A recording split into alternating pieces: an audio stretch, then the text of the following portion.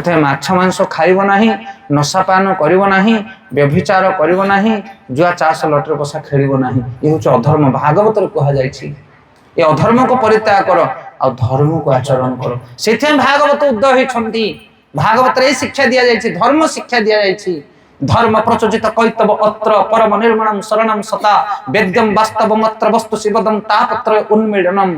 भागवत वर्णना करागला ये जो कैतव धर्म रही चतुर्दिगरे माछा खा, अंडा खा, मांस खा, जहाँ खाऊ खा, दक्षिणा खाली आमको दे तू भल आम भल। अरे कि गुरु तमें कि धर्म तमें शिक्षा दौच?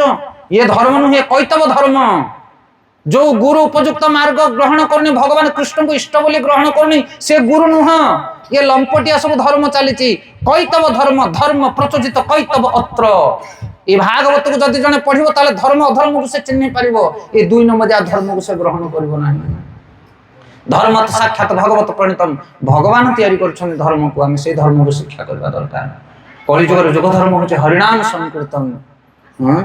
से भागवत जे पाठ करिवो से धर्म अधर्म विषय जानि परिबो।